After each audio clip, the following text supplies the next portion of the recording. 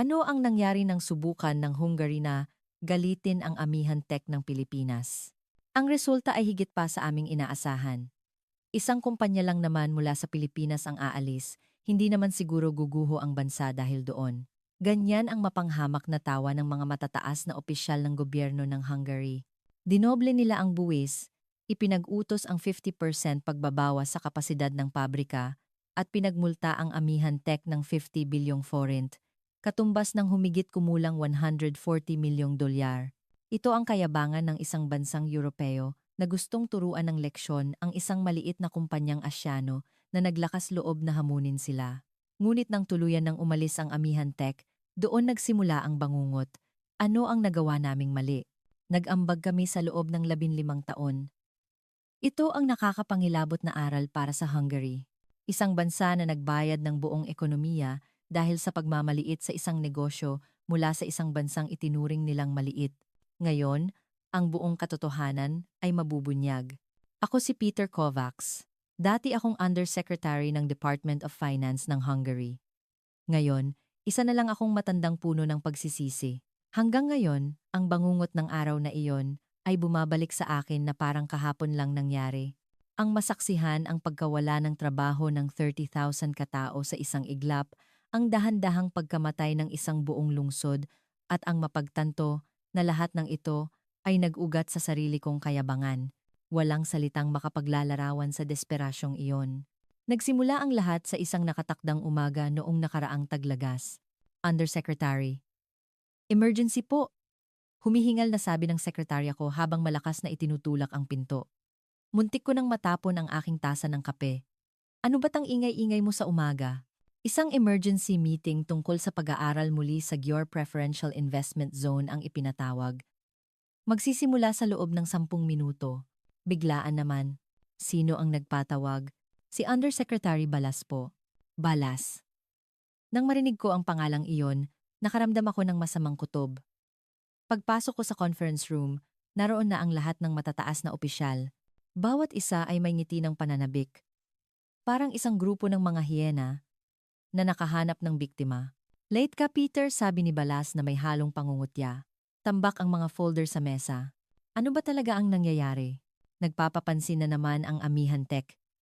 Hinampas ni Balas ang isang folder sa mesa. Ang tunog ay parang putok ng baril. Ano na naman ngayon? Humihingi sila ng karagdagang suporta sa infrastruktura at extension ng tax holiday. Isang kumpanya mula sa isang maliit na bansang may mahigit 100 milyong tao, naglalakas loob na magdikta sa atin, na puno ng galit na bulungan ang silid. Hindi ka pani-paniwala. Sino ba sila sa akala nila? Kailangan natin silang turuan ng leksyon. Pati ang aking amor propio ay nasaktan. Paano sila naglakas loob na humiling ng ganoon? Sandali, itinaas ng Undersecretary ng Foreign Affairs na si Lahos ang kanyang kamay. Paano man, malaki ang kontribusyon ng amihan tech sa ating ekonomiya, Lahos, putol ni Balas. Kaninong panig ka ba? Sa Hungary o sa Pilipinas? Pero ang 30,000 trabaho. Trabaho? Ngumisi si Balas. Ang CATL ng China ay handang pumasok agad. Nangako silang kukuha ng 50,000 tao. Totoo ba yan? Gulat kong tanong. Ako mismo ang kumumpirma, kumislap ang mga mata ni Balas. Kagabi lang. Hindi iyon mahalaga. Tamang-tama.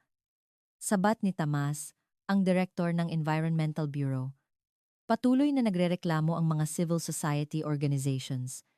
Sinasabi nilang nagdudulot ng malubhang sakit sa mga bata ang battery plant. Gaano kalubha? Tanong ng isang tao.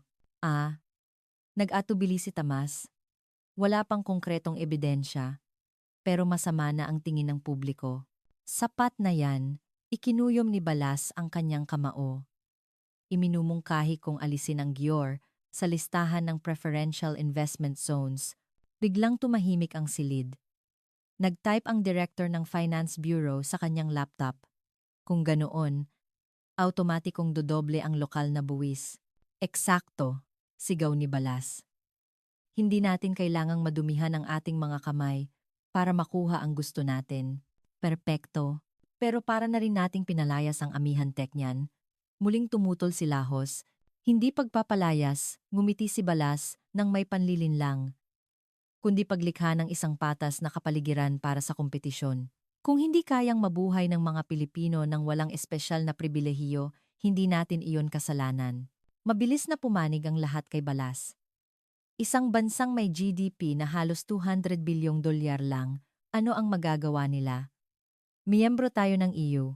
Ito na ang pagkakataon para ipakita sa kanila kung sino tayo. Napadala rin ako sa Agos.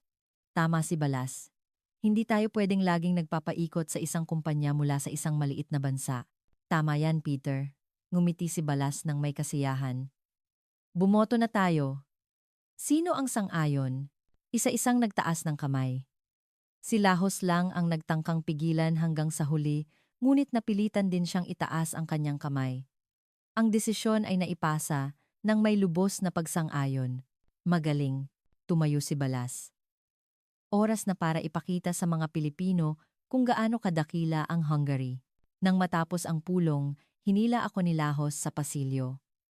Peter, sigurado ka bang magiging maayos ito? Bakit? Natatakot ka ba? Paano kung talagang umalis ang Amihan Tech? Imposible, may kumpiyansa kong sinabi. 20 taon na silang namuhunan dito, paano nila basta-basta iiwan ang lahat? Pananakot lang yan, ngunit sa mga mata ni Lahos, kitang-kita ang pag-aalala. Peter, napapansin mo bang medyo kakaiba si Balas nitong mga nakaraang araw? Kakaiba paano? Masyado siyang nakikipag-usap sa mga sino. Para bang, Lahos. Pinutol ko siya. Huwag kang mag-isip ng kung ano-ano. Mananalo tayo. Pag-uwi, habang nagsasali ng alak, ipinagmalaki ko sa aking asawa. Gumawa ako ng malaking bagay ngayon. Ipinakita ko sa mga kumpanyang Pilipino kung sino tayo. Nagdilim ang mukha ng asawa ko.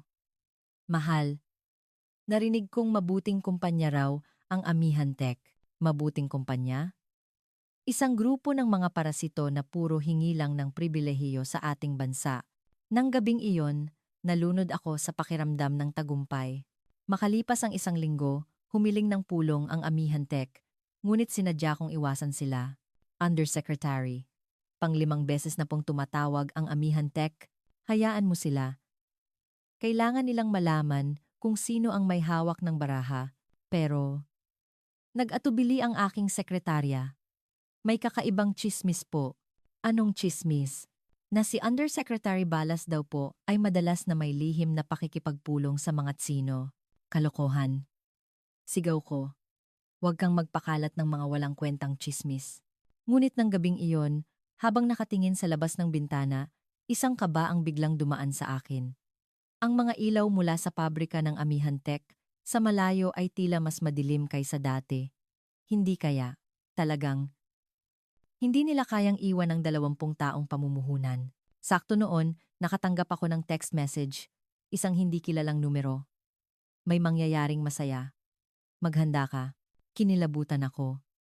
Sino ang nagpadala nito? At ano ang mangyayari? Hindi ko alam noon na nahulog na kami sa isang malaking patibong at ang nagset nito ay isa sa amin. Ilang araw ang lumipas. Nagsimulang mangyari ang lahat ayon sa inaasahan. Undersecretary, inaprubahan na po ng konseho ng GYOR ang panukalang pagtaas ng buwis. Dala ng aking sekretarya ang ulat, ang nilalaman, pagtaas ng local business tax mula 1% patungong 2%. Mabuti. Lahat ayon sa plano, ngunit isang hindi inaasahang pangyayari ang naganap. Ang alkalde ng GYOR, si G. Zoltan, ay mariing tumutol. Peter! Ano ba ang ginagawa ninyo? Pumasok si Zoltan sa aking opisina. Namumula ang mga mata. Hindi ko maintindihan ang ibig mong sabihin, Mr. Mayor. Dodoblehin ang buwis sa Amihan Tech? Nababaliw na ba kayo? Alam mo ba kung paano tumatakbo ang ekonomiya ng aming lungsod? Ito ay isang lehitimong hakbang para protektahan ang kapaligiran. Iyon din ang gusto ng mga mamamayan. Mamamayan? Sinong mamamayan? Paano ang 15,000 residente na nagtatrabaho sa Amihan Tech? Nanginginig ang boses ni Zoltan, ngunit nanatili akong matigas. Mr. Mayor, kailangan mo ring isipin, ang kapakanan ng buong bansa. Hindi maaaring laging dominado ng mga dayuhang kumpanya ang Hungary. Peter, kailan ka huling pumunta sa Győr?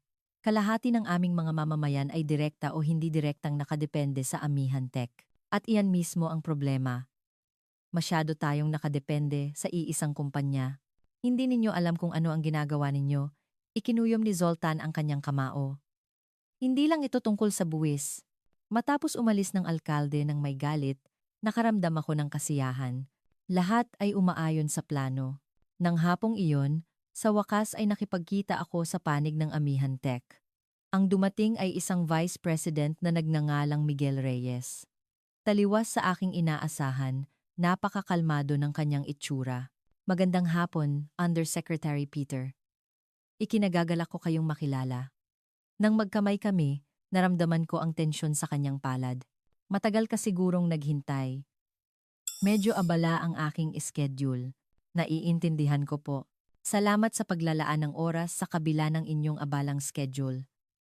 Magalang ang kanyang tono, ngunit matalim ang kanyang tingin. Undersecretary Peter, alam niyo ba kung gaano kalaki ang naiambag namin sa Hungary? Siyempre alam ko. Ngunit nagbago na ang panahon. Ang mga regulasyon sa kapaligiran ng EU ay lalong humihigpit.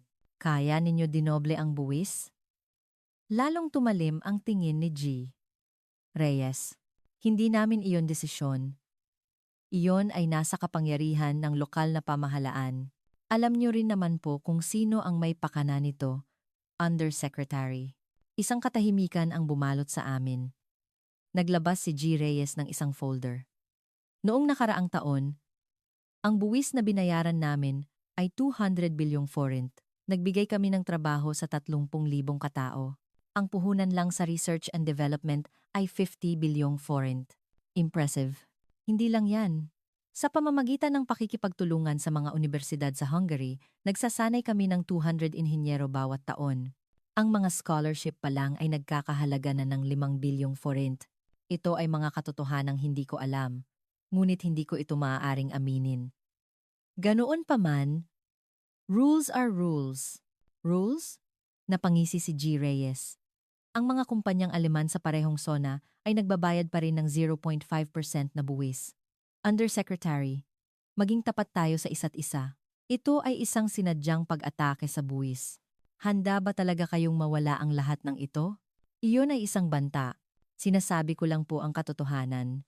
Sana po ay pag-isipan ninyong muli. Bago umalis, iniabot ni G. Reyes ang kanyang business card. Sana po ay mabigyan ninyo kami ng sagot sa loob ng 1 linggo. Pagkatapos noon, mapipilitan kaming gumawa ng ibang mga pagpipilian. Pagkaalis niya, nag-isip ako sandali, ngunit nasimulan na ang lahat.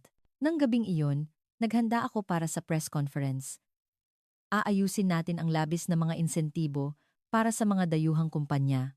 Ito ay isang hakbang para sa isang patas na kapaligiran ng kompetisyon. Undersecretary, hindi po ba masyadong prangka ang dating niyan? Bulong ng media officer sa tabi ko. Okay lang yan. Kailangan nating linawin.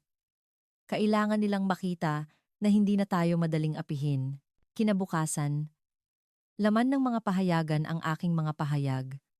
Gobyerno ng Hungary, ipinahayag ang pagtigil sa mga insentibo para sa Amihan Tech.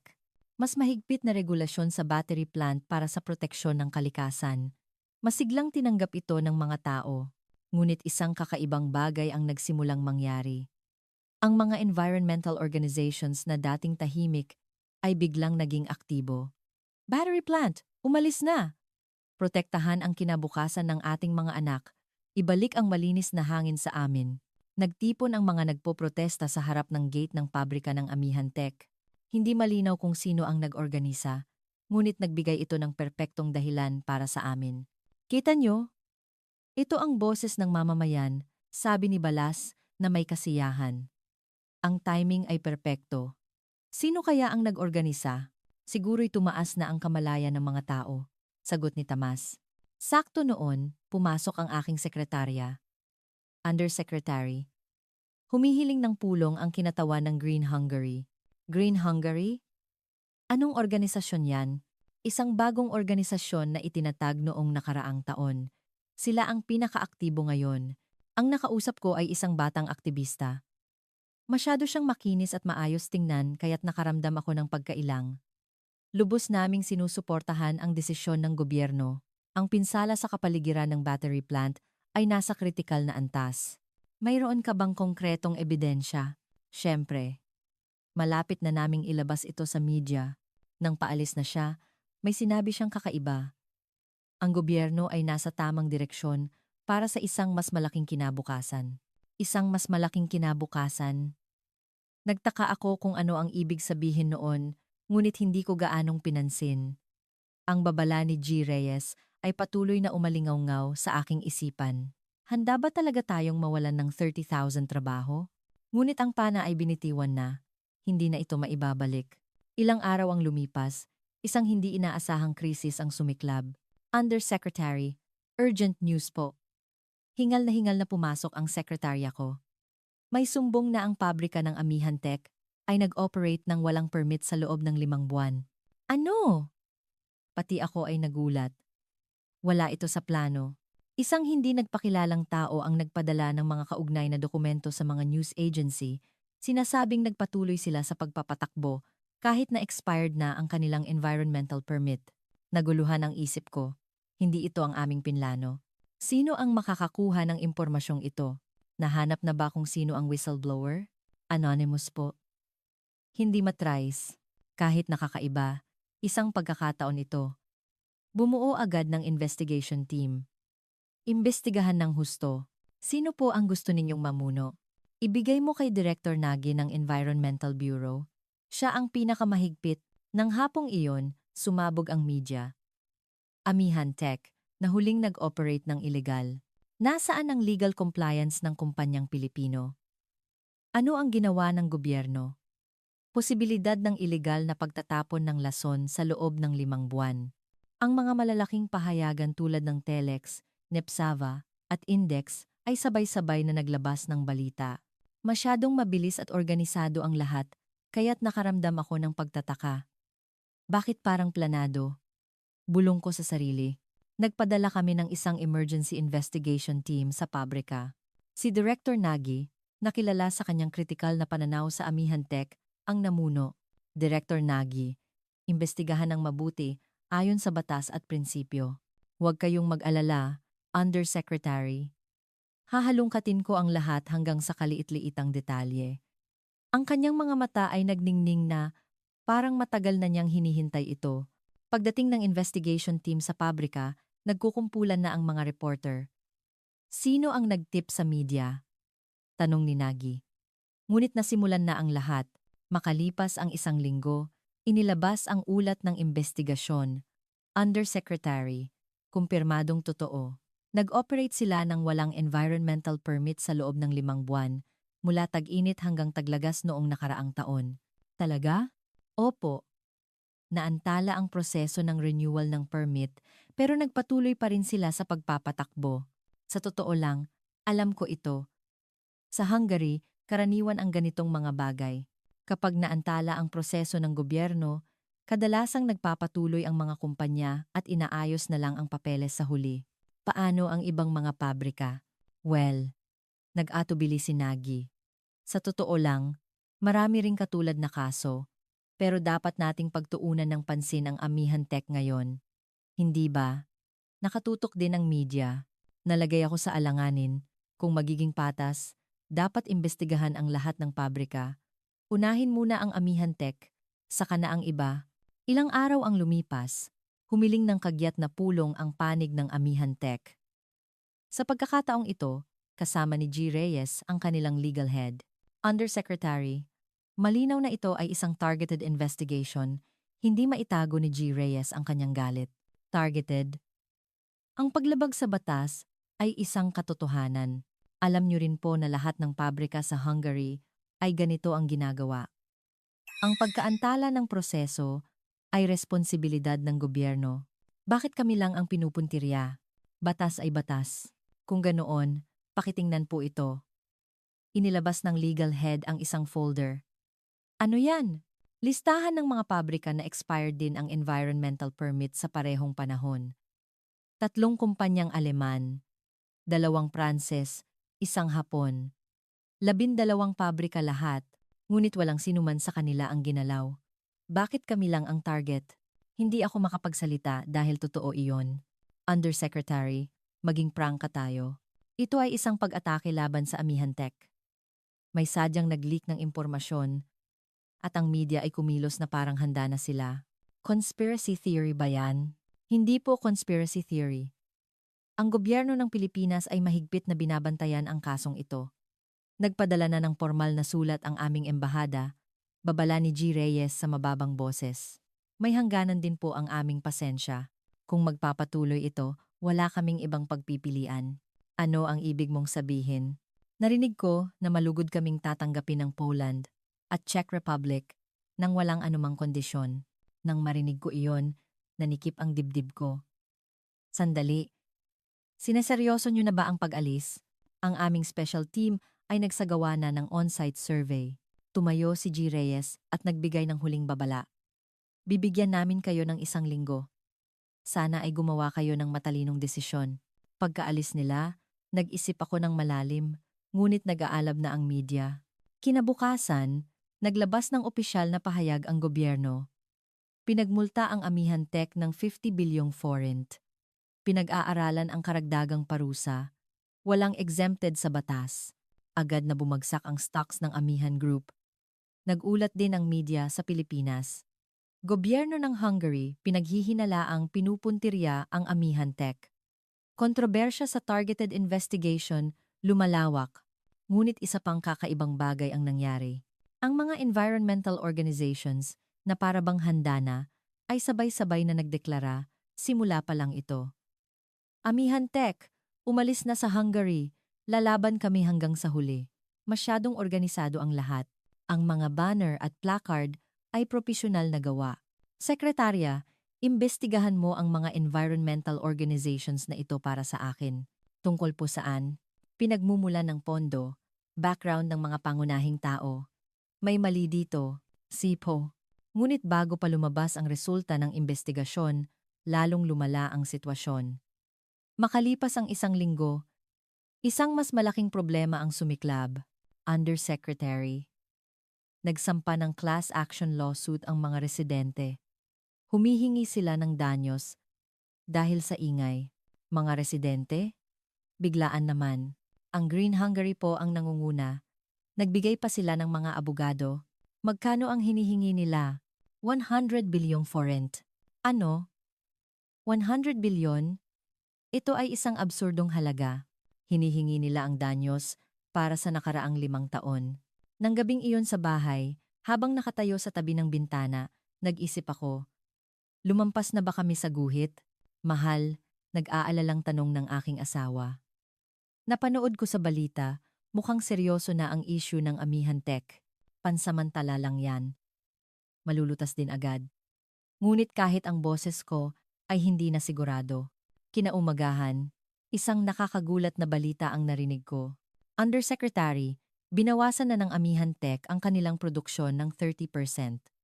Pinaaga na nila ang uwian ng mga manggagawa at itinigil ang trabaho tuwing weekend. Ito ay isang seryosong senyales. Ngunit hindi kami tumigil. Sa halip, lalo pa naming hinigpitan ang sitwasyon. Nang magsimula ang kaso ng mga residente, naging hindi na makontrol ang lahat. Undersecretary, tumawag na ang EU Parliament. Sabi ng aking sekretarya na may tensyon sa mukha. Anong sabi nila? Mahigpit daw nilang sinusubaybayan ang isyu ng kapaligiran sa mga battery plants sa Hungary. Posibleng magpadala sila ng investigation delegation. Ito naman ang gusto naming mangyari. Ang pakikialam ng EU ay isang magandang sandata para lalong idiin ang Amihan Tech. Mabuti, ipag-utos mo ang muling pagsusuri sa lahat ng environmental impact assessment reports. Gawin itong masinsinan. Lahat po? Oo. Ulitin mula sa simula ang lahat ng lisensya. Ilang araw ang lumipas, naglabas ng isang malabombang pahayag ang Ministry of Environment laban sa Amihan Tech. Ipinag-uutos ang muling pagsasagawa ng buong environmental impact assessment process. Limitahan ang kapasidad ng pabrika sa 50% habang isinasagawa ang assessment, obligatoryong real-time monitoring sa lahat ng itinatapong basura. Ito ay halos isang utos na ipatigil ang kalahati ng operasyon ng pabrika. Agad ang naging tugon mula sa Amihan Tech. Undersecretary Peter, sobra na ito. Sa pagkakataong ito, isang mas mataas na opisyal mula sa kanilang punong tanggapan sa Pilipinas ang lumipad papunta rito. Siya si G. Jose De Leon, isang executive vice president ng korporasyon. Pagpasok niya sa silid, ang kanyang mukha ay kasing lamig ng yelo. Mr. Executive Vice President, napakahaba siguro ng iyong biyahe. Undersecretary, hindi ito oras para magbiruan. Limitahan ang kapasidad ng pabrika.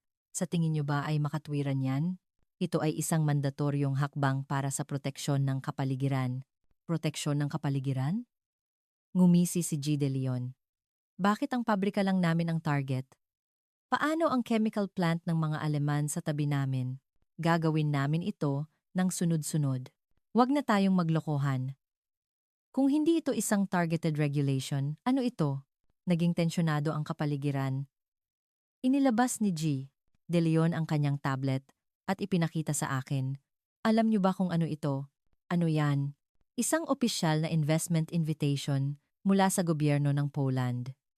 Sabi nila, bibigyan kami ng 10 taong tax exemption kung ililipat namin ang buong pabrika doon. Parang huminto ang tibok ng puso ko. At ito naman ang alok ng gobyerno ng Czech Republic. Libreng lupa at sila na ang gagawa ng infrastruktura. So, Undersecretary, ito na ang huling babala. Negosyo rin kami. Wala kaming dahilan para manatili sa Hungary at malugi. Iyon ay isang banta. Hindi banta, kundi katotohanan. Tumayo si G. De Leon. Bibigyan namin kayo ng 1 linggo. Bawiin ninyo ang lahat ng parusa. Kung hindi, aalis kami. Nang tuluyan. Pagdating sa pinto, lumingon si G. De Leon. Para malaman nyo, nagplano na kami para sa paglipat ng mga pangunahing kagamitan. Isang desisyon na lang at magagawa namin ito sa loob ng 1 buwan. Sandali. Dali-dali kong tinawag. Seryoso ba talaga kayong aalis? Kayo ang magdedesisyon niyan. Ituturing niyo ba kaming partner o kaaway? Habang pinapanood ko ang likod ni G. De Leon na papalabas, sa unang pagkakataon, nakaramdam ako ng tunay na takot. Nang gabing iyon, nagkaroon ako ng emergency meeting kay Balas. Hindi naman siguro sila aalis talaga, di ba? Pananakot lang yon. Kumpiyansa pa rin si Balas. Pero nag-alok na talaga ang Poland ng ganoong kondisyon. Ano naman ngayon? Gaano kalaki na ang ipinuhunan nila dito? Pabrika, kagamitan, mga tao. Hindi nila basta-basta iiwan ang lahat yan. Nagpatuloy si Balas. Pero huwag kang mag-alala. May kumpirmado akong impormasyon. Ano yon? Bumulong si Balas. Interesado ang CATL ng China sa atin. Sabi nila, kung aalis ang Amihan Tech, papasok sila agad. Totoo ba yan? Ako mismo ang nakatanggap ng tawag. Nangako silang mamumuhunan sa mas magandang kondisyon pa kaysa sa Amihan Tech. Nang marinig ko iyon, medyo gumaan ang loob ko, ngunit mayroon pa ring bumabagabag sa akin. Hoy Balas, hindi mo ba napapansin na masyadong organisado ang mga environmental groups nitong mga nakaraan?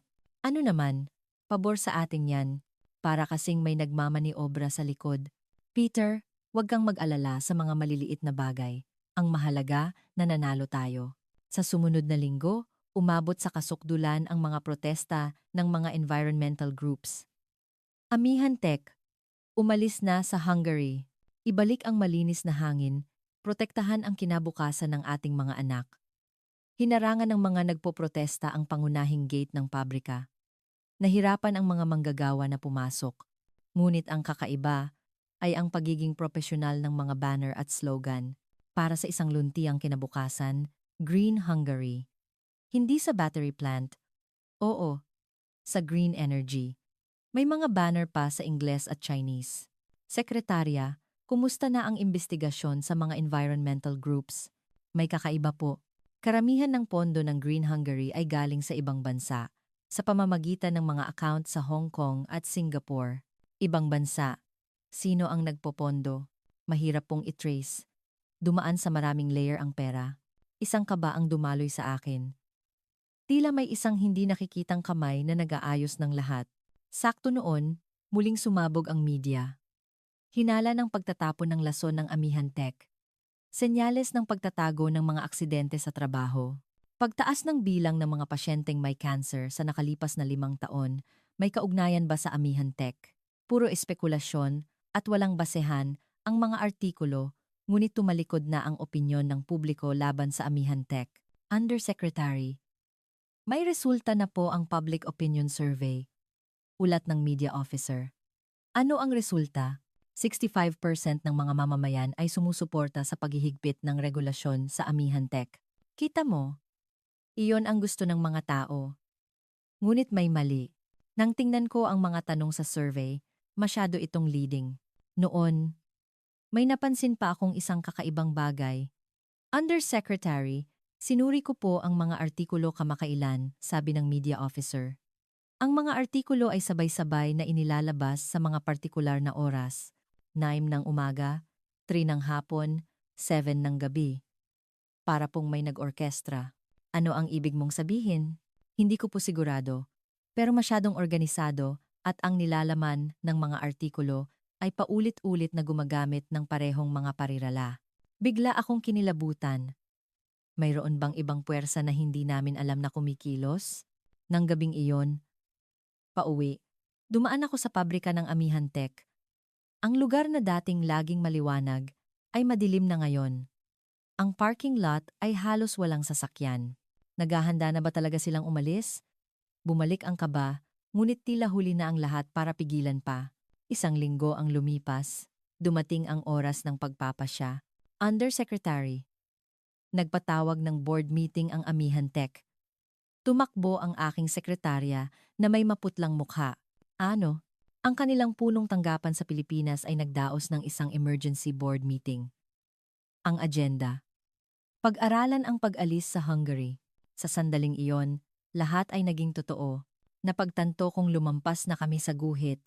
Ngunit huli na ang lahat. Dumating na nga ang araw na iyon. Biyernes ng umaga. 9. Iyon ang pinakamahaba at pinakamadilim na araw sa aking buhay. Undersecretary, naglabas na ng opisyal na pahayag ang Amihan Tech. Nanginginig ang boses ng aking sekretarya. Nanginginig din ako. Halos mabitawan ko ang aking tasa ng kape. Anong sabi nila? Tuluyang pag-alis mula sa Hungary. Hindi bahagyang pag-alis, kundi tuluyang pag-alis. Hindi ako makapaniwala sa narinig ko. Ang bagay na itinuring kong imposible ay naging katotohanan. Binuksan ko ang TV. Lahat ng channel ay nag-uulat ng breaking news. Amihan Tech. Idineklara ang tuluyang pag-alis sa Hungary. Pangunahing dahilan, pag-aalala sa seguridad ng teknolohiya at lumalalang kapaligiran sa pagnenegosyo. Panganib na 3,000 katao ang mawalan ng trabaho. Supply chain ng baterya para sa electric vehicles sa Europa, matinding maaapektuhan. Parang tinamaan ako ng kidlat. Binasa ko ng maigi ang pahayag. Dahil sa patuloy na legal na panggigipit at hindi mahulaan na kapaligiran sa pagnenegosyo, napagtanto naming hindi na posible ang pagpapatuloy ng aming operasyon sa Hungary. Ang lahat ng kagamitan sa produksyon ay ililipat sa bagong pabrika sa Poland. Makalipas ang 30 minuto, nakatanggap ako ng utos na mag-report agad sa opisina ng punong ministro. Habang nasa sasakyan, walang tigil ang tunog ng aking telepono. Undersecretary, ano ang nangyayari? Umalis na ba talaga sila? Paano na ang aming kumpanya? Iyon ang desperadong boses ng mga supplier. Ngunit wala akong maisagot. Pagdating ko sa opisina ng punong ministro, naroon na ang lahat ng mga ministro. Ang kapaligiran ay mabigat na parang nasa isang burol. Peter, ano ito? Sigaw ng punong ministro. Sa unang pagkakataon, nakita ko siyang ganoon. Hindi ko rin po inaasahan, Mr. Prime Minister. Hindi mo inaasahan? 30,000 tao ang mapupunta sa kalsada at sasabihin mong hindi mo inaasahan? Mr. Prime Minister, kumalma po kayo. Sabi ng Ministro ng Ekonomiya. Kailangan nating humanap ng solusyon. Solusyon? Anong solusyon pa? Hinampas ng punong ministro ang mesa. Nag-anunsyo na sila. Paano natin sila mapipigilan? Makipagnegosasyon sa Amihan Tech. Negosasyon. Alam mo ba kung ano ang ginawa natin? Tinaasan natin ang buwis, pinagmulta sila, pinatigil ang kalahati ng kanilang produksyon. Natahimik ang lahat. Noon nagsalita ang ministro ng ugnayang panlabas. Humiling ng pulong ang embahador ng Pilipinas. Seryoso ang tono niya. Anong sabi niya? Opisyal daw silang magpoprotesta laban sa diskriminasyon sa isang kumpanyang Pilipino. Punyeta, napahawak sa ulo ang punong ministro. Bumuo agad ng crisis team. Kailangan nating mapanatili ang Amihan Tech sa kahit anong paraan, ngunit huli na ang lahat. Pagsapit ng tanghali, isa pang nakakagulat na balita ang dumating. Undersecretary, opisyal ng inihayag ng Amihan Tech ang pagtatayo ng bagong pabrika sa Poland. Ano? Investment scale, 3 bilyong euro. Magbibigay ng trabaho sa 50,000 katao. 50,000. Halos doble nang nawala sa amin. Sa TV, nakangiting nakikipagkamay ang punong ministro ng Poland sa chairman ng Amihan Group. Ang Poland ang magiging pinakapinagkakatiwalaang partner ng Pilipinas. Ang mga salita ng punong ministro ng Poland ay parang mga punyal na tumusok sa aking puso. Pagsapit ng hapon, nagpanik ang stock market. Bumagsak ng 5% ang Budapest Stock Exchange Index. Ang halaga ng forint ay bumaba sa pinakamababang antas sa kasaysayan. Nag-alisan ang mga dayuhang mamumuhunan. Pagbalik ko sa opisina, nagkakagulo ang mga empleyado. Undersecretary, patuloy na bumabagsak ang forint. Kailangan nating makialam sa merkado. Kailangan naming gamitin ang aming foreign reserves. Ngunit simula pa lang iyon. 3:00 ng hapon, dumating ang mga kinatawan ng mga supplier ng Amihan Tech. Undersecretary, ano na po ang gagawin namin? Humahagulgol na tanong ng isang direktor. 90% ng aming mga order ay mula sa Amihan Tech. Sa susunod na buwan, hindi na namin alam kung saan kukuha ng pampasweldo sa mga empleyado. Gagawa po ng paraan ang gobyerno para tulungan kayo. Ano ang maitutulong niyan kung wala kaming gagawin? Sigaw ng isa pang direktor. 200 empleyado namin, ano ang ipapakain sa pamilya nila? Paano ang pag-aaral ng kanilang mga anak? Wala akong masabi. Masyadong totoo ang kanilang desperasyon. 6:00 ng gabi, nagdaos kami ng isang emergency press conference. Ikinakalungkot ng gobyerno ang unilateral na desisyon ng Amihan Tech na umalis. Sunod-sunod ang tanong ng mga reporter. Ilang tao ang mawawalan ng trabaho sa pag-alis ng Amihan Tech? Ang mga hindi makatwirang regulasyon ba ng gobyerno ang dahilan? Totoo ba na isang kumpanyang Tsino ang papalit? Lahat ay mga tanong na hindi ko masagot. Nang gabing iyon, nabalot ng lungkot ang Gyor. Nagtipon ang mga manggagawa sa harap ng City Hall. Ibalik ang aming mga trabaho. Ano ang ginawa ng gobyerno? Ano ang nagawa naming mali? Sa pagkakataong ito ang tunay na galit ng mga tao. Ibang-iba sa mga protesta ng environmental groups ilang araw na ang nakalipas. Ito ang tunay na tinig na may halong desperasyon at galit. Sa balita, nagbigay ng prediksyon ang mga eksperto. Direktang mawawalan ng trabaho. 10 talin. Hindi direkta. 10 talin thousand. Hindi bababa sa 30,000 ang mawawalan ng trabaho. Ang pinsala sa lokal na ekonomiya ay aabot sa mahigit 10 bilyong forint bawat taon. Ang supply chain ng baterya para sa electric vehicles sa EU ay malubhang maaapektuhan. Ang pambansang kredibilidad ng Hungary ay babagsak. Habang pauwi, muling tumunog ang aking telepono. Peter, paano mo aayusin ito? Si Balas. Wala na ang kanyang karaniwang kumpiyansa. Paano ang CATL? Hindi. Hindi sila makontak. Ano? Bigla nilang ipinagpaliban ang kanilang investment consideration. Sabi nila, masyadong malaki ang political risk. Nawalan ako ng pag-asa. Kung pati ang kumpanyang Tsino ay tatalikuran kami. Nang gabing iyon, hindi ako nakatulog. Habang nakatingin sa labas, ang mga ilaw ng pabrika ng Amihan Tech ay unti-unting namamatay. Ano ang nagawa ko? 3:00 ng madaling araw, isang ideya ang pumasok sa isip ko. Masyadong mabilis, masyadong organisado ang lahat. Parang may nagsulat ng script. Ngunit iyon ay para sa ibang araw. Sa ngayon, kailangan kong pigilan ang sakunang paparating. Kinabukasan, nagsimula ang tunay na impyerno. Isang linggo matapos ang anunsyo ng pag-alis, mas mabilis na gumuho ang lahat kaysa sa inaasahan. Undersecretary, 15 na tier, 1 suppliers ang nagsampa ng bankruptcy ngayon. Ang ulat ng aking sekretarya noong Lunes ng umaga ay talagang nakakagulat. 15 na kumpanya na. Bukas po, mas marami pa. Hindi na nila kayang tumagal. Ang mga Tier 2 at Tier 3 suppliers ay hindi na mabilang sa dami. Pagtingin ko sa labas ng bintana ng opisina, kakaiba ang itsura ng kalsada. Ang oras na ito ay dapat siksikan sa mga taong papasok sa trabaho, ngunit ngayon ay halos walang tao. Dumating po si Mayor Zoltan. Pumasok siya, parang ibang tao na kumpara sa isang buwan na nakalipas. Namumula ang mga mata, payat ang mukha. Peter, namamatay na ang aming lungsod, sabi niya. Ngayong umaga pa lang, 500 na ang nag-apply para sa unemployment benefits. Puno na ang aming City Hall. Inihagis ni Zoltan ang isang folder sa aking mesa. Ano ito? Listahan ng mga taong nagtangkang magpakamatay. Kahapon lang, 12. Lahat sila ay breadwinner ng pamilya. Breadwinner ng pamilya. Parang dinurog ang puso ko.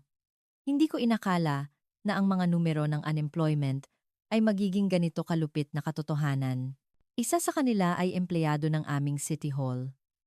Ang asawa niya ay nagtatrabaho sa Amihan Tech. Nanginginig ang boses ni Zoltan. Kakaloan lang nila ng bahay. Ngayon, wala na silang bahay, wala pang trabaho. Mr. Mayor, gagawa po ng hakbang ang gobyerno. Hogbang, gumishi si Zoltan. Anong hakbang ang magagawa sa sakunang kayo mismo ang gumawa? Pagsapit ng tanghali, personal akong pumunta sa Gyor. Ang tanawin ay nakapanlulumo. Ang pangunahing gate ng pabrika ng Amihan Tech ay sarado. Ilang security guard na lang ang nakatayo. Wala nang pumupunta rito, sabi ng isang matandang guard habang naninigarilyo. Saan na napunta ang lahat? Ang mga Pilipinong staff ay umalis na. Ang mga Hungarian na empleyado, araw-araw pa ring pumupunta dito, umaasang magbubukas ulit ang gate. Napakasakit. Alam nyo, Undersecretary, isang karangalan ang magtrabaho dito.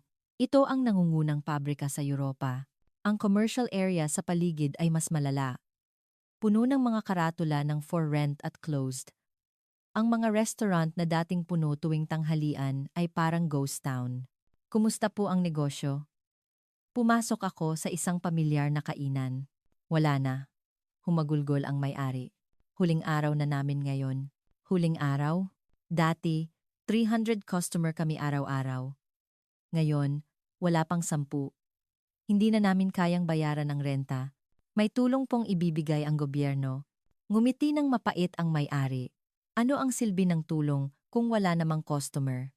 Ang anak ko ay nagtatrabaho sa Amihan Tech, sumabat ang may-ari ng katabing tindahan.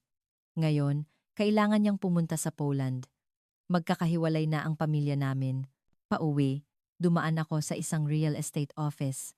Kumusta ang presyo ng mga bahay ngayon? Huwag niyo nang tanungin. Pabagsak ng pabagsak, buntong hininga ng may-ari. Magkano ang ibinaba? 40%. Suwerte na, kung may bibili. Ngayon, wala nang gustong bumili. Ganoon ba kalala? Tingnan niyo po ito, Undersecretary. Itinuro niya ang computer screen na puno ng mga for sale ads. Lahat iyan ay naipost ngayong linggo.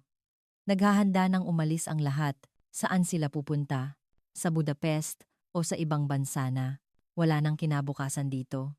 Pagbalik ko sa opisina, mas masasamang balita ang naghihintay.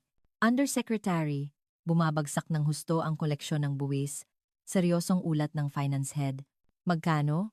Ang mga buwis na may kaugnayan sa Amihan Tech, corporate tax, income tax, VAT, ay bumubuo ng 40% ng ating kabuuang koleksyon. 40%? Isang hindi kapanipaniwalang numero.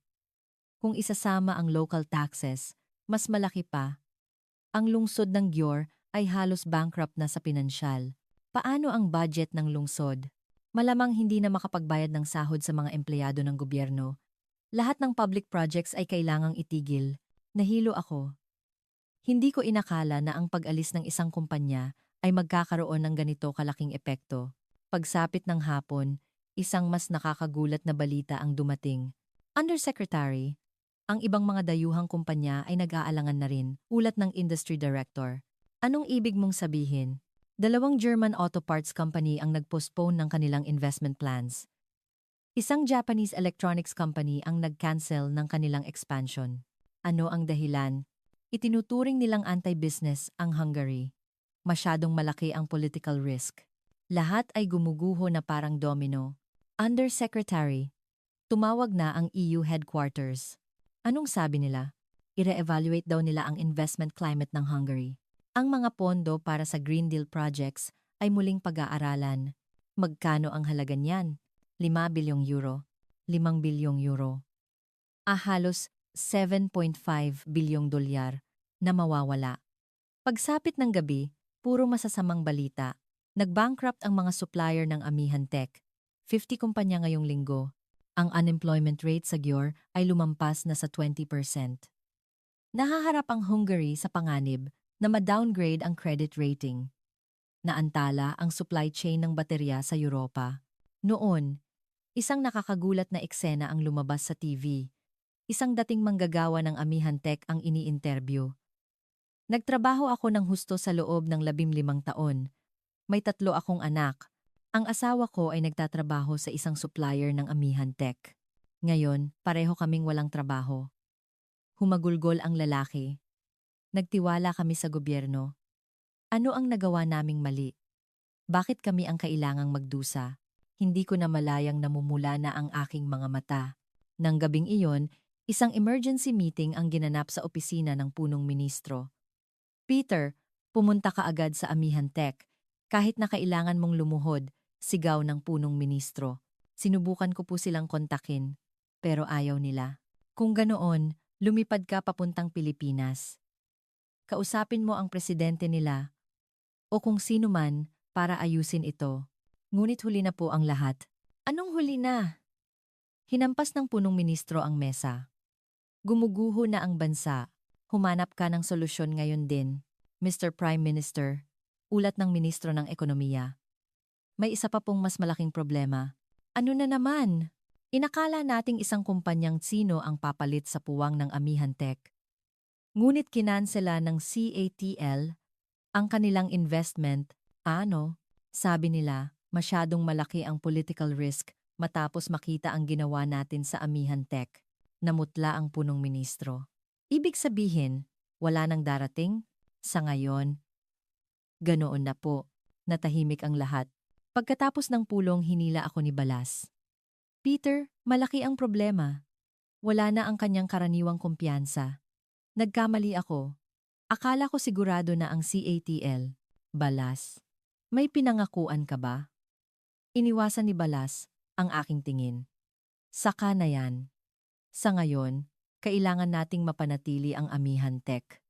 Kailangan nating gumawa ng paraan, ngunit huli na ang lahat. Opisyal nang inihayag ng Amihan Tech ang pagtatayo ng bagong pabrika sa Poland. Investment, 2 bilyong euro. Trabaho, 50,000. Ang larawan ng nakangiting punong ministro ng Poland at chairman ng Amihan Group ay nasa front page ng lahat ng pahayagan. Pag-uwi, nanood ako ng balita. Isang panayam sa mga residente ang ipinapalabas.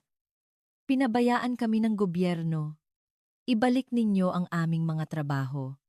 Sigaw ng isang babae. Nawalan ng trabaho ang asawa ko. Araw-araw na lang siyang umiinom. Ang anak ko, kailangang tumigil sa pag-aaral. Ito ba ang bansa? Sabi ng isa pa. Nakaipon ako sa loob ng 20 taon para makabili ng bahay. Ngayon, kalahati na lang ang halaga nito.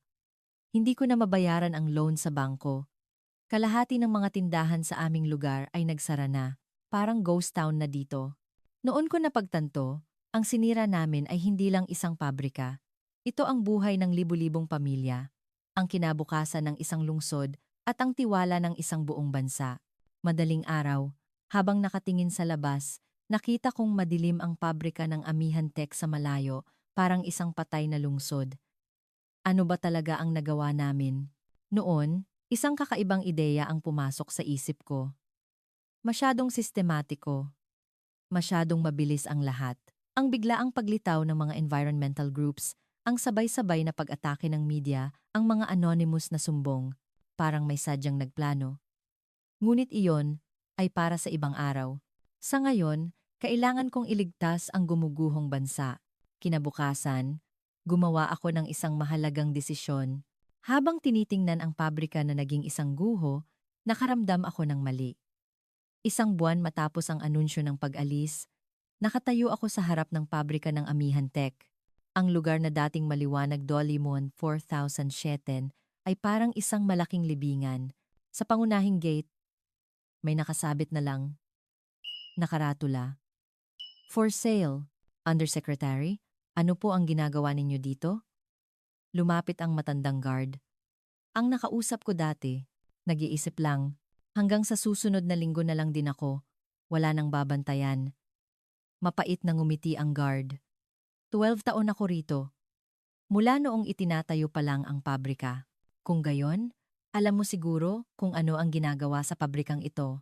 Siyempre, hindi lang ito ordinaryong baterya. Ito ang puso ng mga electric vehicles sa Europa. BMW, Mercedes, Audi, Volkswagen, lahat sila gumagamit ng baterya mula rito. Top quality.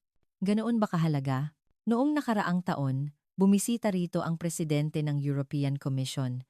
Alam niyo ba kung ano ang sinabi niya? Sinabi niyang ito ang core ng European Green Deal. Para makamit ang carbon neutrality sa 2030, kailangan ang mga bateryang ginagawa rito. Bumigat ang dibdib ko. Ngunit ngayon, wala na.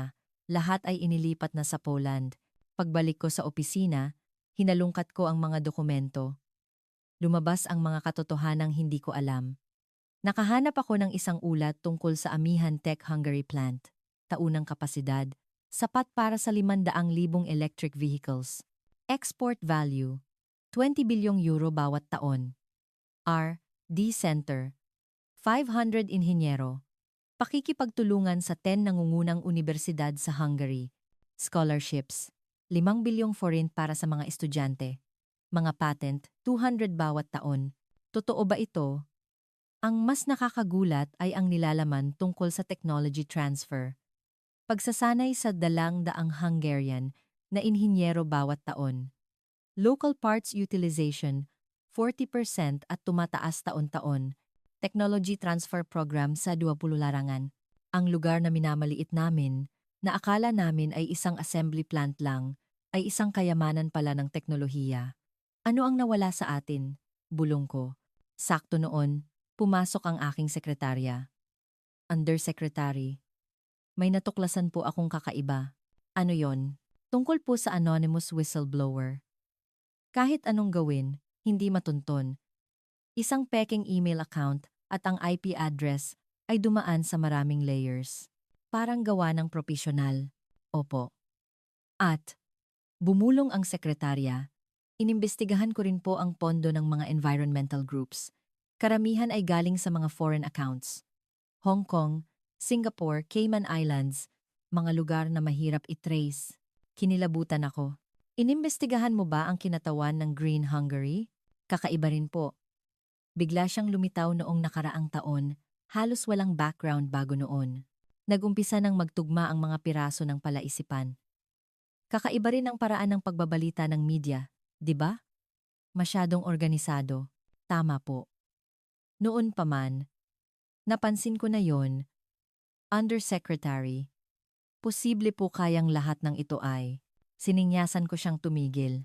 Wag dito, sa labas tayo mag-usap. Naupo kami sa isang bench sa parke. Sekretarya, sa tingin mo ba, nagkataon lang ang lahat ng ito? Hindi po. Sa tingin ko po, may nagplano. Sino? Bakit? Ilang araw ang lumipas, nalaman ko ang isang mas nakakagulat na katotohanan.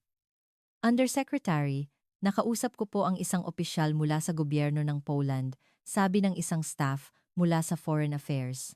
Sabi niya, naghahanda na raw sila para sa pagkuha sa Amihan Tech mula pa noong nakaraang taon. Matagal na bago pa man tayo nagsimulang manggipit. Ano?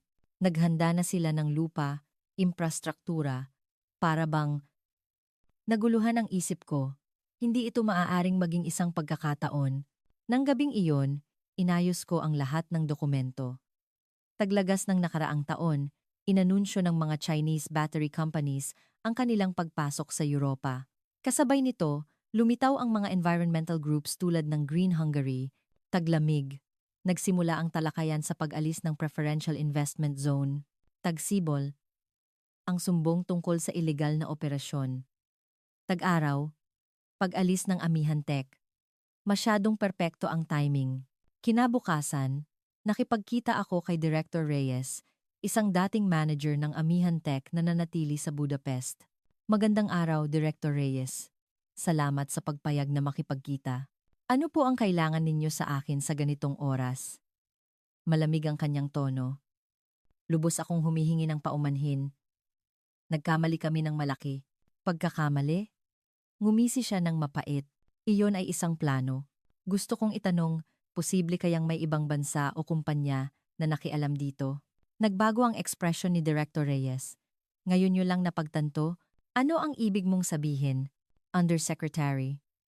Alam nyo ba, ang mga galaw ng mga Chinese battery companies kamakailan? Narinig kong naghahanda ang CATL na pumasok sa Europa. Hindi lang naghahanda, nagsimula na sila. Ngunit alam nyo ba kung ano ang pinakamalaking hadlang sa kanila? Huwag mong sabihing, tama, ang Amihan Tech. Sa teknolohiya at kalidad, nakalalamang kami. Uminom siya ng kape. Ang Poland at Czech Republic ay dumanas din ng parehong panggigipit. Mga protesta, pag-atake ng media, paghihigpit ng regulasyon, parehong script. Kung ganoon, bakit sa kanila? Simple lang. Dahil natukoy nila kung sino ang may pakana at hinarap nila ito ng matalino. Kami lang ang naloko? Hindi kayo naloko, matalas na sabi ni Director Reyes. Ginamit kayo. Ginamit ang inyong kayabangan. Ang mga salitang iyon ay parang punyal sa aking puso. Ano na ang dapat gawin ngayon? Ang tiwala, kapag nawala, mahirap nang ibalik. Lalo na kung ganito, ang paraan ng pagkawala. Ngunit may paraan pa siguro. Nag-isip si Director Reyes. Mayroon. Ilabas ninyo ang katotohanan. Ang buong katotohanan. At humingi ng tawad ng buong puso. Kailangan niyong hanapin ang ebidensya. Hindi pa huli ang lahat. Ngunit, sabi niya, kailangan mong maghanda. Kapag lumabas ang katotohanan, may mananagot. Habang pauwi, nag-isip ako. Kami mismo ang sumira sa aming bansa at ginamit pa kami ng iba. Nang gabing iyon, nagpasya akong ilabas ang katotohanan. Ito na marahil ang huli kong magiging serbisyo sa aking bansa. Matapos ang pakikipag-usap kay Director Reyes, isang hindi inaasahang tawag ang dumating. Undersecretary, humihiling ng isang di-formal na pulong ang Embahada ng Pilipinas. Parang nakakita ako ng pag-asa. Agad akong pumayag. Ang nakausap ko sa isang lihim na lugar ay si G. Miguel Reyes mismo. G. Reyes. Hindi ko inaasahang makikita kang muli. Undersecretary Peter, wala tayong maraming oras, kaya didiretsuhin ko na. Hindi pa ganap na huli ang lahat. Talaga po? Sa aming punong tanggapan, may mga opinyon na pag-aralan muli ang pagtatayo ng pabrika sa Poland. Aabutin din iyon ng 2 taon. Isang problema ang production gap sa panahong iyon. Isang sinag ng pag-asa ang sumilay. Ano po ang dapat naming gawin? Una, kailangan ninyong malaman ang katotohanan. Inilabas ni G. Reyes ang kanyang tablet. Ipinakita niya ang mga dokumento tungkol sa panggigipit na dinanas ng Poland at Czech Republic. Parehong script. Pagkatapos, ipinakita niya ang isa pang dokumento. Ito ay isang dokumento mula sa gobyerno ng China. Ang estratehiya ng CATL para sakupin ang merkado sa Europa. Isang 5-year plan. Nang mabasa ko, natulala ako. Phase 1, suportahan ang mga lokal na environmental groups. Phase 2, hubugin ang opinyon ng publiko. Phase 3, itulak ang mas mahigpit na regulasyon. Phase 4, pag-alis ng mga kakumpetensya. Phase 5, pagpasok sa merkado. Lubos kaming ginamit. Iba ang nangyari sa Poland at Czech Republic dahil ibinahagi namin sa kanila ang impormasyon. Bakit hindi ninyo ginawa sa amin? Undersecretary, hindi kayo nakinig. Itinuring nyo pa kaming kaaway. Nahiya ako. Kaya ito ang aming mungkahi, seryosong sabi ni G. Reyes. Kung ang gobyerno ng Hungary ay hihingi ng tawad, ng buong puso at magbibigay ng matibay na garantiya, handa kaming pag-aralan muli ang sitwasyon. Anong klaseng garantiya? Una, ang punong ministro ay personal na pupunta sa Pilipinas at opisyal na hihingi ng tawad. Ang punong ministro. Personal? Pangalawa, magpasa ng isang espesyal na batas na mag-freeze sa buwis at mga regulasyon sa loob ng 10 taon. Kailangan ng pag-apruba ng parliament. Pangatlo, imbestigahan at ilabas nang hayagan ang katotohanan sa likod ng insidenteng ito. Hindi madaling mga kondisyon, lalo na ang paghingi ng tawad ng punong ministro. At isa pa, sabi niya, isang personal na payo, mag-ingat ka rin. Undersecretary Peter. Ang mga taong sangkot dito, lalo na ang mga may koneksyon sa China, ay hindi mananahimik. Si Balash. Tumango si G. Reyes. Imbestigahan niyo kung sino ang mga kinausap niya mula pa sa simula. Makakatuklas kayo ng mga nakakagulat na bagay. Pauwi, inisip ko kung si Balas ba talaga ay sangkot sa China mula pa sa simula. Pagdating sa opisina, nag-utos ako ng isang lihim na imbestigasyon. Imbestigahan ang mga kilos ni Undersecretary Balas sa nakaraang taon, lalo na ang kanyang mga biyahe sa ibang bansa at kung sino ang mga nakausap niya. Ilang araw ang lumipas, isang nakakagulat na ulat ang dumating. Undersecretary, kailangan niyo pong makita ito. Noong nakaraang taon, 4 na beses na pumunta si Undersecretary Balas sa China. Lahat ay hindi opisyal na biyahe, at sa bawat pagkakataon, nakipagkita siya sa mga executive ng CATL, may senyales na isang malaking halaga ang inilipat sa isang Swiss bank account. May ebidensya ba? Nakuha po namin ang bank records. Ngayon, malinaw na ang lahat. Nahulog kami sa isang patibong mula pa sa simula. Iniulat ko ito sa punong ministro. Mr. Prime Minister, sabi po ng Amihan Tech, pag-aaralan nilang bumalik kung may kondisyon. Talaga? Ano ang mga kondisyon? Nang ipaliwanag ko, natigilan ang punong ministro. Ako, personal na pupunta sa Pilipinas para humingi ng tawad? Opo. At mayroon pong may pakana sa likod ng lahat ng ito. Iniulat ko ang lahat ng aking natuklasan. Ano? Ang China ang may pakana at si Balas ay sangkot mula pa sa simula. Ikinuyom ng punong ministro ang kanyang kamao. Isang traidor, Mr. Prime Minister. Ngayon po kayo ang magdedesisyon. Ilalabas ba natin ang katotohanan at hihingi ng tawad?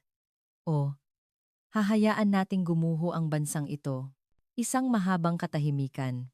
Sige, pupunta ako sa Pilipinas. Isang matalinong desisyon po. Ngunit maghanda ka rin. May mananagot para dito. Nang gabing iyon, inaresto si Balas sa kasong paglalabas ng sikreto ng Estado at panunuhol. Ipinagkanulo mo ako, Peter. Sigaw ni Balas habang dinadala. Kasabwat ka rin. Pareho lang tayo. Sa isang banda, tama siya. Naging mayabang din ako. Nagkamali rin. Isang linggo ang lumipas, inayos ang pagbisita ng punong ministro sa Pilipinas.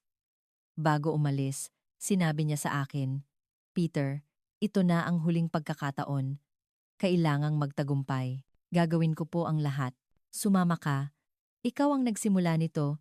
Ikaw ang dapat magtapos. At ganoon nga, lumipad kami papuntang Pilipinas.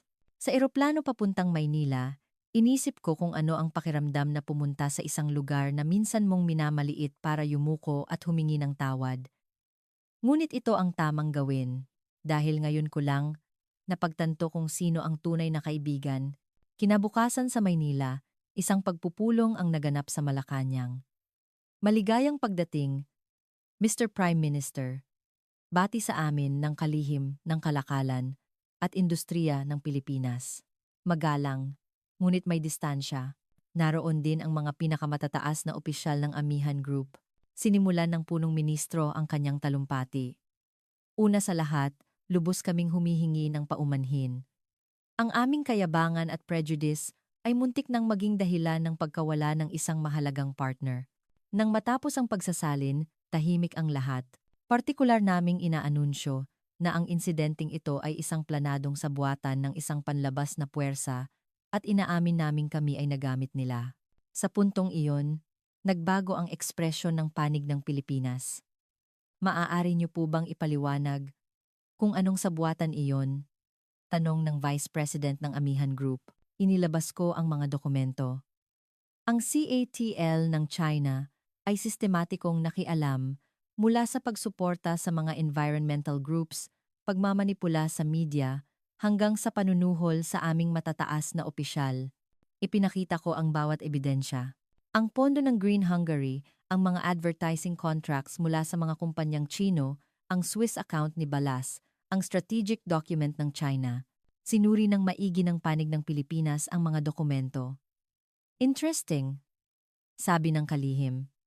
Sa totoo lang, mayroon na rin kaming mga katulad na impormasyon. Ang ibang mga bansa sa Europa ay nakatuklas na rin ng parehong script. Kung gayon, alam na ninyo. Kasalanan nang sabihing hindi. Ngunit ang Hungary mismo ang nahulog sa patibong. Kahit na nagbigay na kami ng babala, wala akong masabi. Dahil totoo iyon, nang hapon, nagpatuloy ang pagpupulong. Sa totoo lang, hindi madali ang desisyong bumalik sa Hungary, sabi ng Vice President ng Amihan. Nasira na ang tiwala, ngunit hindi namin maaaring iwanan ang merkado sa Europa. At sayang din ang human resources at infrastruktura ng Hungary.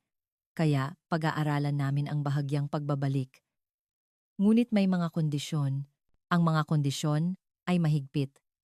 Espesyal na batas na mag-freeze ng buwis sa loob ng 10 taon. Investment Protection Agreement. Regular na consultation mechanism.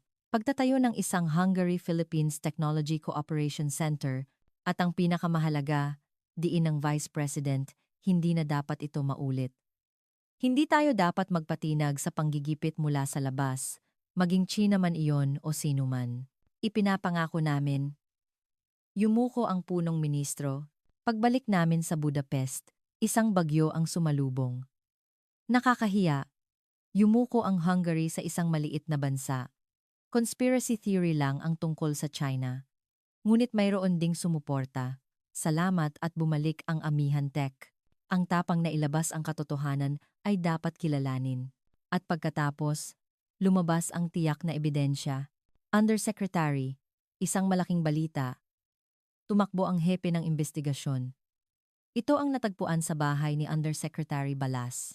Nang tingnan ko, namangha ako. Project Dragon, a plan for the takeover of the European battery market. Isang top-secret document na binuo ng gobyerno ng China at CATL.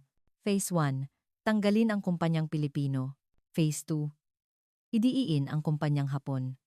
Phase 3, sakupin ang 70% ng merkado sa Europa. Budget, $5 bilyong. Ngayon, lahat ng katotohanan ay nabunyag na. Kinabukasan, inilabas ng gobyerno ang lahat ng dokumento na yanig ang buong Europa. Ang mga katulad na kaso sa Germany, France, at Italy ay sunod-sunod na lumabas. Nagpatawag ng emergency meeting ang EU. Ito ay isang economic warfare. Nakakatawa, naging bayani pa ang Hungary. Ngunit nahihiya pa rin ako. Kung hindi dahil sa aming kayabangan, hindi ito mangyayari. Isang buwan matapos mailabas ang Project Dragon, nagbago ang Europa. Humigpit ang EU sa screening ng mga foreign investments. At tulad ng ipinangako, nagsimulang bumalik ang Amihan Tech. Amihan Tech. Inanunsyo ang muling pagbubukas ng pabrika sa Hungary. Sa press conference, inihayag ni G. Reyes, sa Phase 1, kukuha kami muli ng 5,000 empleyado at tataas ito sa 10,000 sa susunod na taon. Ngunit iba na ang lahat. Nagpasya silang ibalik lamang ang 50% ng operasyon. Ang kalahati ay mananatili sa Poland. Ang tiwala, kapag nasira, hindi na maibabalik ng buo, ngunit may pag-asa. Binuksan ang Hungary-Philippines Technology Cooperation Center. Nakita ko ang mga kabataang Hungarian na tinuturuan ng mga Pilipinong inhinyero tungkol sa teknolohiya ng baterya. Dati, nag-assemble lang kami. Ngayon, natututunan namin ang prinsipyo, sabi ng isang estudyante. Sabi nila, partners tayo, hindi ka kompetensya, uminit ang puso ko. Ito ang dapat naming ginawa mula pa sa simula. 6 na buwan ang lumipas, bumalik na ang sigla sa Gyor. Ang mga tindahan ay muling nagbukas. Magandang araw, Undersecretary! Masayang bati ng may-ari ng kainan. Bumalik na ang mga empleyado ng Amihan Tech, kaya dumami na ulit ang customer. Ngunit nananatili ang mga sugat. Kalahati ng mga supplier ay hindi na nakabangon. Maraming talento ang umalis na. Ayon sa isang ulat, aabutin ng 10 taon bago makabawi ng tuluyan. 1 taon ang lumipas, narinig kong isinuko na ng CATL ang kanilang plano sa Europa. Dahil sa pagkabunyag ng Project Dragon, naging mapagbantay ang buong Europa. Sa huli, binisita ko si Balas sa kulungan. Mukha siyang miserable. Nagsisisi ka ba? Araw-araw. Akala ko, mas malaki ang kinabukasan sa pakikipag-alyansa sa China. Isa pala akong tanga. Ginamit at itinapon. Kahit papaano, natutunan mo kung sino ang tunay na partner. Paglabas ko, naisip ko, sa kompetisyon ng mga bansa, kailangan nating maging matalino para makilala ang kaibigan at kaaway. Iyon ang pinakamahalagang aral. Hindi na bumalik ng buo ang Amihan Tech, ngunit nakatanggap kami ng isang bagay na mas mahalaga, kababaang loob, karunungan, at ang kahulugan ng tunay na partnership. Nang gabing iyon, tinanaw ko ang pabrika ng Amihan Tech. Hindi na ito kasing liwanag ng dati, ngunit may ilaw na muli. Isang kalahating tagumpay. Ngunit sapat na iyon para magpasalamat kumpara sa muntik nang mawala sa amin. Iyon ay isang himala. Ngayon, retirado na ako. Lagi kong sinasabi sa mga kabataan, ang kayabangan ang simula ng sakuna, at ang kababaang loob ang simula ng karunungan. At isa pa, walang maliliit na bansa, tanging maliliit na pag-iisip lamang.